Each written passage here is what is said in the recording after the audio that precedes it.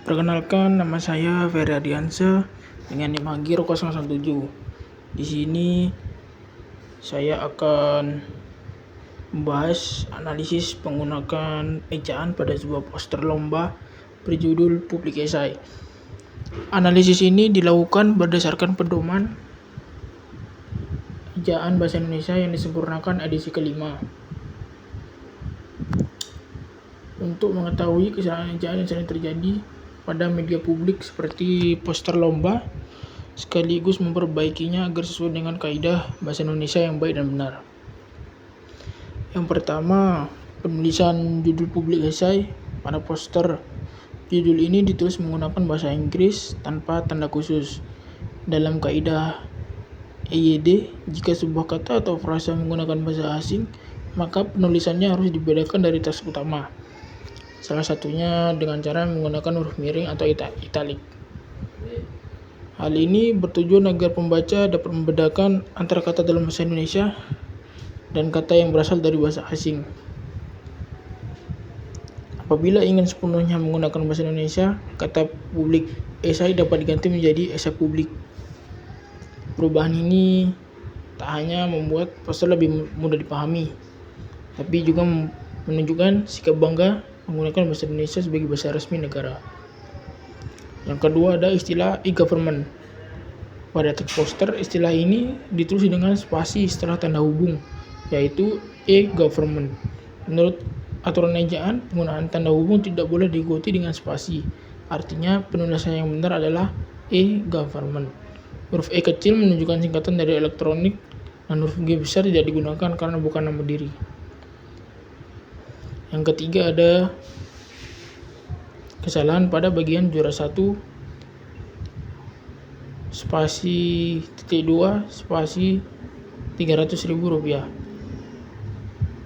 Masalahnya terletak pada adanya spasi sebelum tanda titik 2. Padahal menurut EYD, tanda titik 2 tidak boleh didahului oleh spasi.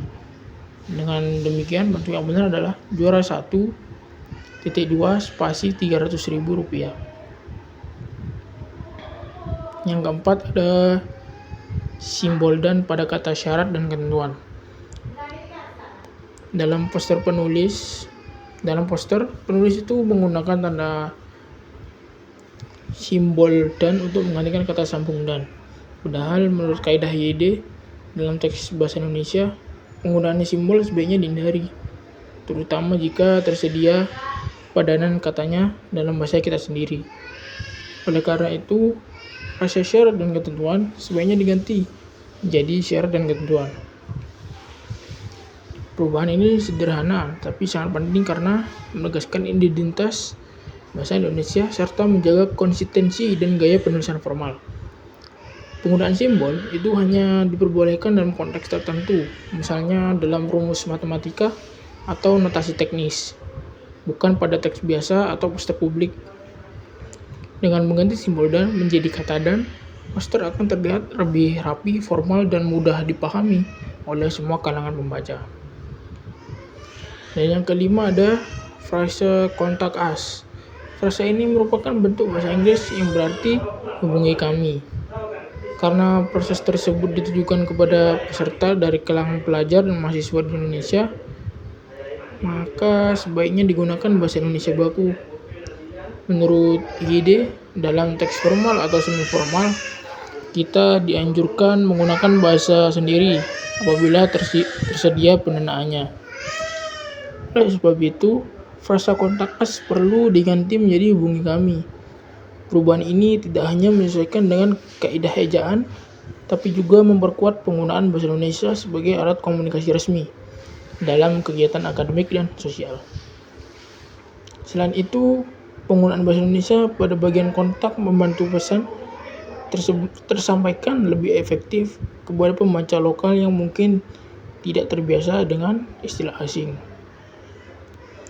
Dari 5 contoh kesalahan tersebut, kita dapat belajar bahwa penggunaan bahasa Indonesia yang benar bukan hanya soal aturan, tapi juga mencerminkan sikap nasionalisme dan profesionalitas.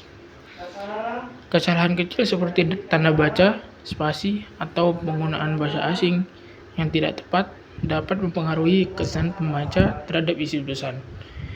Dengan memperhatikan kaidah EYD edisi kelima, kita bisa membuat teks yang tidak hanya informatif, tapi juga rapi, mudah dibaca, dan mencerminkan karakter bahasa Indonesia yang santun. Sekian dari saya. Assalamualaikum warahmatullahi wabarakatuh.